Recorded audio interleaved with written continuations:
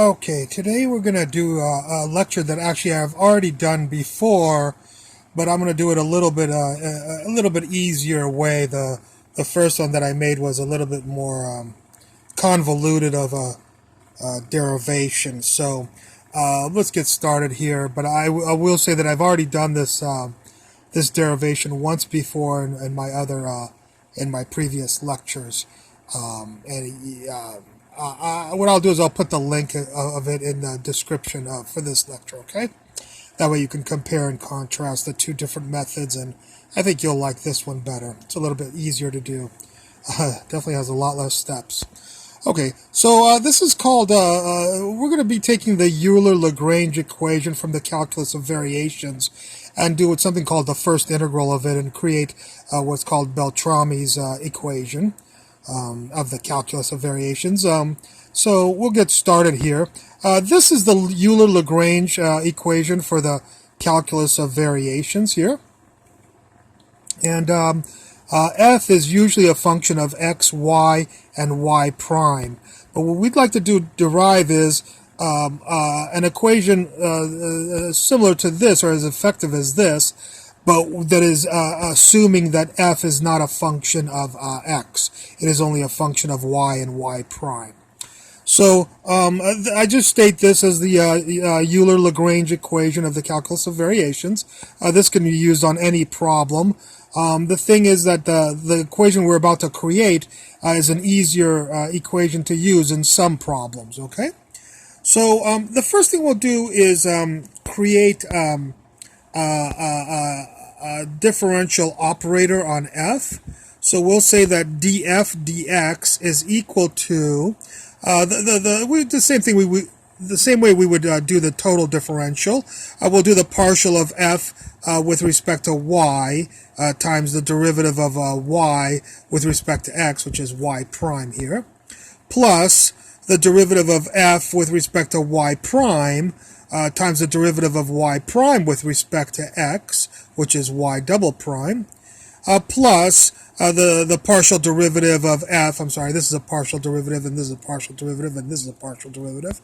The partial derivative of f with respect to x times the derivative of x with respect to x, and dx over dx is just this 1 right here, so 1 times this. Now, as we stated, we're going to assume that f, our function inside our integral, is that we want to minimize, is only going to be a function of y and y prime and not of x. So if f is not a function of x, then the partial derivative of f with respect to x, of course, is 0. So this term will go out. It will be equal to 0. So we'll only have these two terms for this derivative here, df dx. Okay? I'll read this off again just so because it's a little bit messy. Df dx equals y prime partial of f with respect to y plus y double prime partial of f with respect to y prime. Okay? So there's our equation, and we created that totally independent of any calculus of variation. This is always true. It's anyways. Okay. Now, what we're going to do is, if we look at our Euler-Lagrange calculus of variations formula, we have f sub y, which of course means the partial derivative of f with respect to y, and this is the partial derivative of f with respect to y prime.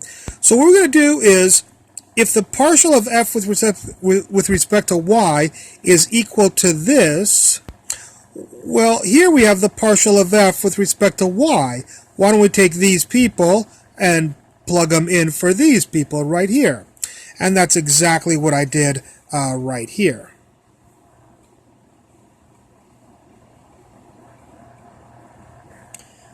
So d dx fy prime is d dx fy prime. That person is these people.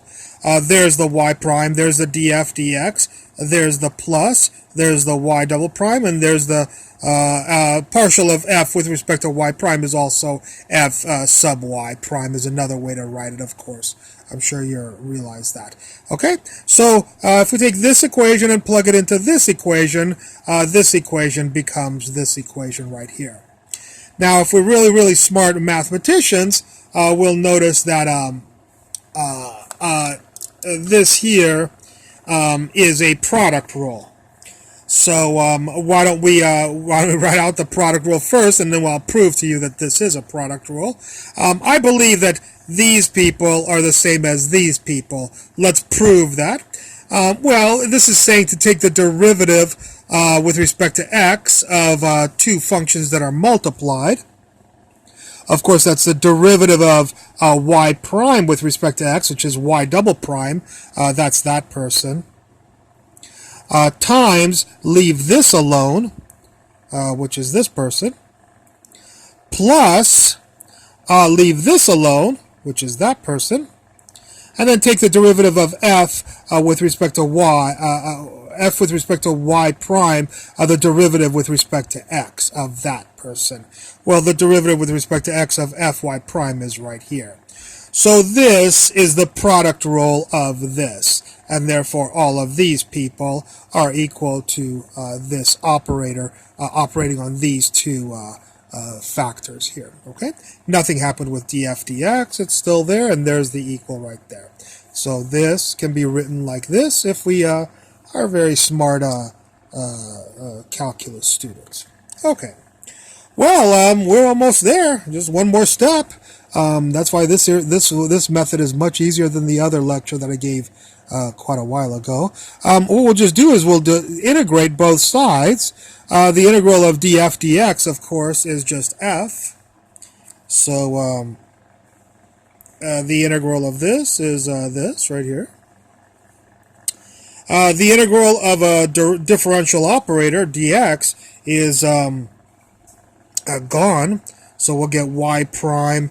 They'll cancel. The integral and the derivative will cancel, and you just get y prime fy prime. So y prime fy prime. That's that. And then we'll have to do a plus a constant, some arbitrary constant, since both of these are functions. Okay?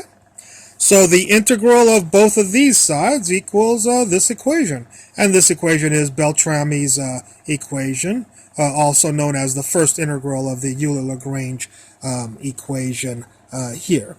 All right. Well, that just finishes it up, and I hope you enjoyed this lecture. And I'll put the link to the more difficult derivation in the description of this video. Thank you for watching. I look forward to any comments at the bottom.